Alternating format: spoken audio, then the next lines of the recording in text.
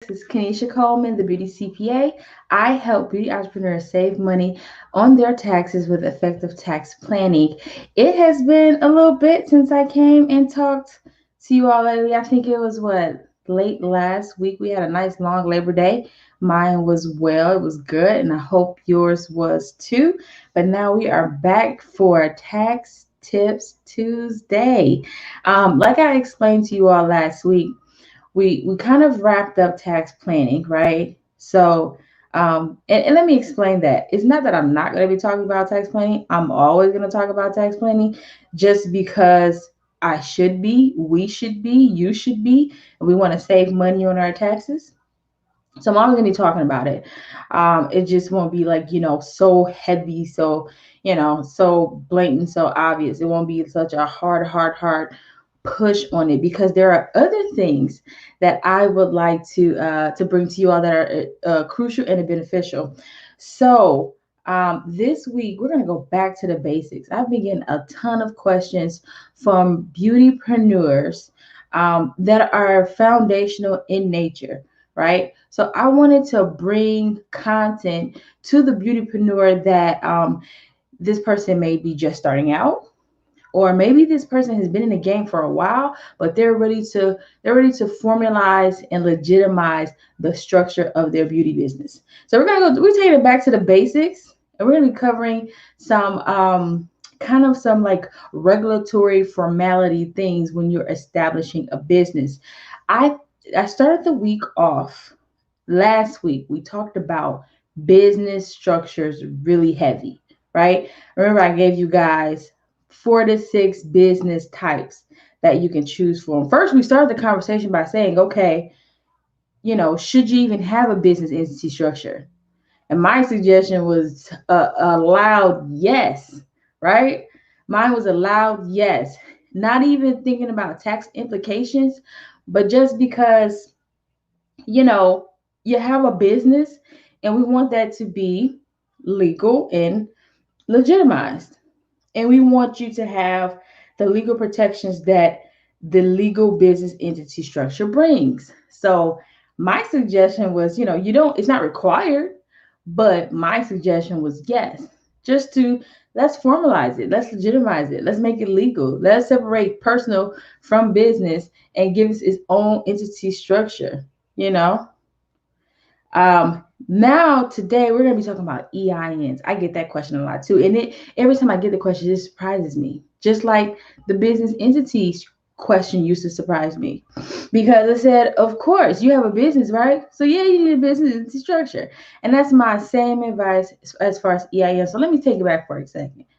What is an EIN? What does the acronym EIN stand for?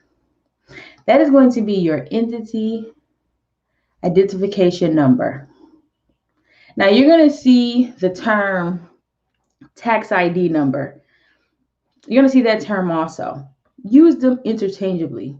Usually when you see them, they're interchangeable. Tax ID, EIN, you may even see FEIN, which is just federal entity identification number.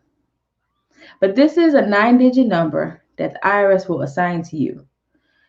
Shall you go on their website and you register for it? Now there is a online application process and you can mail it in, but obviously I'm going to suggest that you take that online. Okay? Why? Because it takes 5 to 7 minutes and it's free. You can get your number right then and there. You can get your paperwork right then and there. They will still even mail you one hard copy, but you'll be able to download a copy in 5 to 7 minutes when you do this free EIN online application process. And that's why it's surprising that I get this question, because one, it takes 5 to 7 minutes. Two, it's free. So why not? So why? So let's get into some reasons. I got some reasons here. I'm going to go through them. There's about 7 reasons why you want to get an EIN.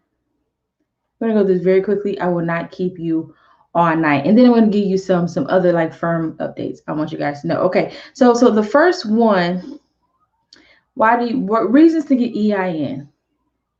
You know what I'm thinking about first is taxes. One, to file taxes. To file taxes. Now, if you're a sole proprietor, you can use your social security number.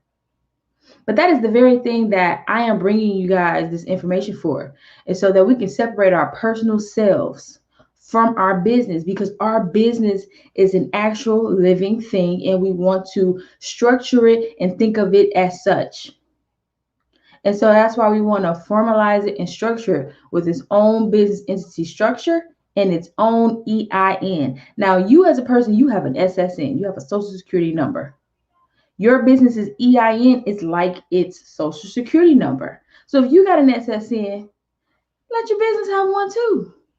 It's a living, breathing thing that you spend lots of time and money on, and lots of love and care is going to go in it for it to grow and expand and become bigger than you one day. Your business can outlive you one day.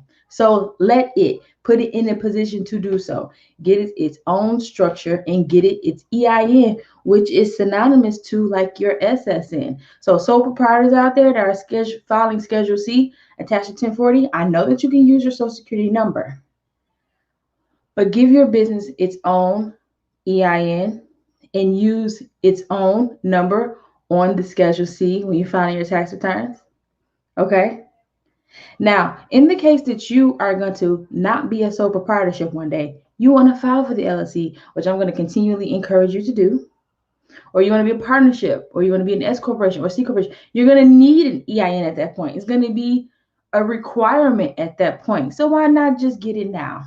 Just get it now, get it out the way, so that when tax return time comes and you have switched to one of these entity types that it's required for, you're not scrambling at the last minute to get a number. What happens when you file a return, like a LLC or a corporation or a partnership, and you don't have an EIN?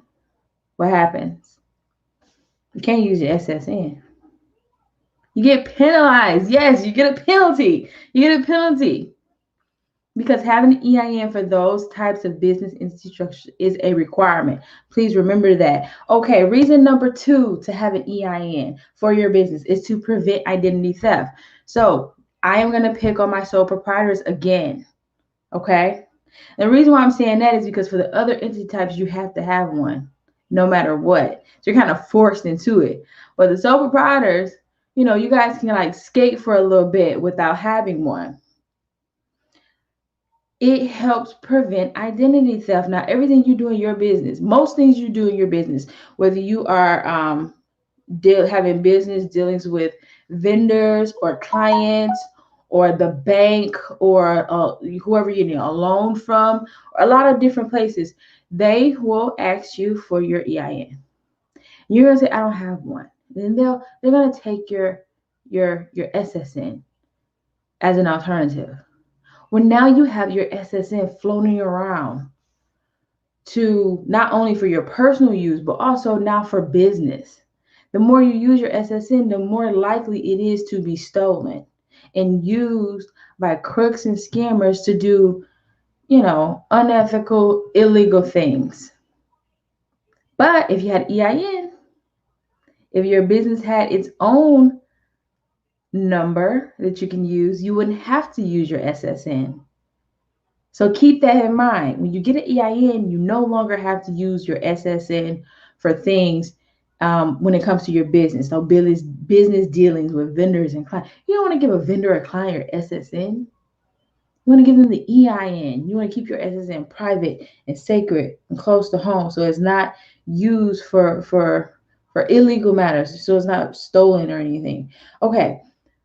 Third reason to get EIN for your business. And this goes back to how I started this conversation. It just legitimizes you. It just looks professional. It sends the signal and a perception to whoever you're dealing with, whether they be a client, a vendor, or a banker, or whoever. It sends a perception that you got it together. It does. They trust you more. It's more professional to have an EIN and to also have a business entity structure. I'm going to keep pushing that. Okay? So, fourth thing. Another reason to have an EIN. You're going to need it for a business bank account. Now there are some banks that will let you use your SSN. There's some. Most major chains though, they are going to require you to have an EIN to open a business bank account. If you were to try to get a loan through that same bank for business purposes, because you used an EIN, your application will process faster. Just because you had an EIN, was able to open an account at that bank, and they know you're going to keep the funds at that bank. They know you're going to pay the payments to them from that same bank account. When all of those ducks are in a row like that, they're going to trust you more and they're going to process that loan quicker. If they're dealing with someone with no SSN, no business entity structure, they're going to it's not going to send off a great, perception that you're the one that they want to do business with. Okay. Number 5, the reason why to have your business to have an EIN is to establish business credit. And that's big. Now, I don't know if you are in that mind space where you're thinking about where you're going to get capital, or actually you should be in that mind space. So if any of you out there has gotten an EIDEA or a PPP, I know for a fact they ask for an EIN on those applications. For a fact they ask for them because I completed some of them for some of my clients. That's one of the first things they ask for. Right after they ask you, how are you structured? What's your business entity structure? Okay. I'm going to keep honing that in. Please don't get annoyed by me. I'm going to act like the older cousin that has a tiny filter but wants the very best for you. So I'm going to keep giving it to you and keep being annoying and reminding you of the things you should be doing that benefits you in your business. Entity structure, EIN. Entity structure, EIN.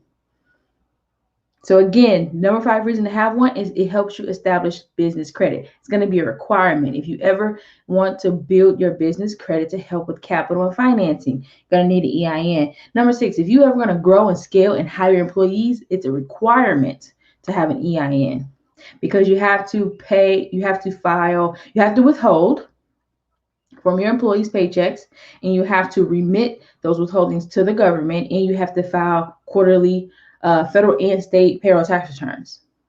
They're going to need an EIN. That's how they use to track withholding. So that's going to be a core requirement. Those are 7 reasons you need EIN. I can go on. I can ramble. I could just think of some stuff. Those are 7 big reasons why you should go do something that is free and will take you 5 to 7 minutes to do. Everyone watching this without an EIN can go get an EIN right now and be done getting the EIN before I even end this live. So please go get an EIN. When would you need to change your EIN? Now, this is for the beautypreneurs who have had the EIN from day one, and they want to know what changes in their business will warrant them needing a new EIN. So yes, it may come a day where the EIN you just got will need to be changed someday. And here are a couple situations. Your structure changes. So you were an LLC, you became a corporation. Gonna need a new EIN. If any of the ownership changes. So let's say you were the single owner, but you're bringing on new owners, or there were a group of you or 2 of you, and you've bought them out and they've gone their merry way. You're gonna need a new EIN. But it's the same process, 5 to 7 minutes online, free. Get the EIN the same day. They'll still mail you hard copy of what your new EIN is. When don't you need one? You don't need one when you have merely changed your business name or changed locations. You can stick with the same EIN. You do not need an EIN for those situations. So guys, I hope this was helpful. I do get that question a lot. Believe it or not, I do get it a lot. I know to some of you, it may sound like, an obvious thing. To some of you, it's probably just off your radar. You didn't think really, nothing of it. Like, who cares if you didn't have a structure or EIN? I care. And I'm strongly encouraging you, if you don't have a structure and or an EIN, to go get one Well, I ain't gonna actually do it tonight. Do it tomorrow morning though. The EIN is quick and it's free. The entity structure is cheaper than you think. And it's easier than you think. You just got to go to your Secretary of State's website and just check it out how much it would cost to file for your LLC for your beauty business. Okay, so for some updates, okay, guys, these are some updates I really, really want you to remember because they are important. Today is the 8th. You have 7 days. You have 1 week from today. Well, today is like over. So you got less than you got like 6 days, right? It is the S corporation and the partnership extended tax return due date. If you are an S corporation or a partnership and you did not file your taxes in July, your due date is in 1 week. It's on next Tuesday, September the 15th. Also, this is for everybody now. Q3 for 2020 estimated quarterly tax payments. Those are due in 1 week. Same day as the tax returns, September the 15th. I have a quick and dirty way to estimate what that is. It's in one of my past lives, one of my past posts. What I'll do is I'll repost that for you guys tomorrow. So you have that as a reminder how to calculate what you should be paying in a week to the government for your quarterlies. But those 2 due dates are in 1 week. So do not forget. S corporation, partnership, tax return, and for everybody, no matter what entity type you are or lack thereof, September the 15th, your Q3 2020 tax payment is due. Is that all I got for you? Let me check my notes. I think that was all I had for you. Oh, my September 2020 tax calendar. I have that. I had that as well. Some of you may not have seen it floating around these social media highways, but I'll post that as well. So you have the September 2020 calendar. The most important dates on that calendar is for the tax due dates and the quarterly tax payments, which are due in a week. All the other dates are like payroll dates. So if you don't have employees or you're not an employee yourself, you don't have to worry about those. But if you are an employee, though, they have the dates that you should be remitting withholdings and payroll tax returns.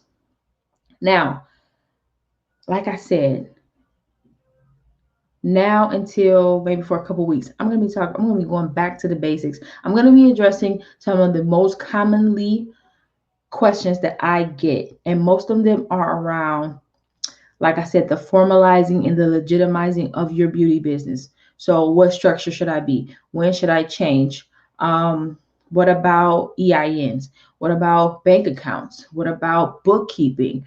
Well, what are these numbers telling me in my financials? Things like the KPIs, financial KPIs I should be taking a look at. I'm going to be talking about all those things from now and for the next couple of weeks, because we all need a refresher on that. And that stuff you should be doing like on a normal basis, like at least quarterly in your business at a minimum. I would suggest monthly, but for those of you, you don't like looking at numbers, these quarterly. Okay. So look out for those live notices. My plan right now is to come back and chat with you all in a couple of days.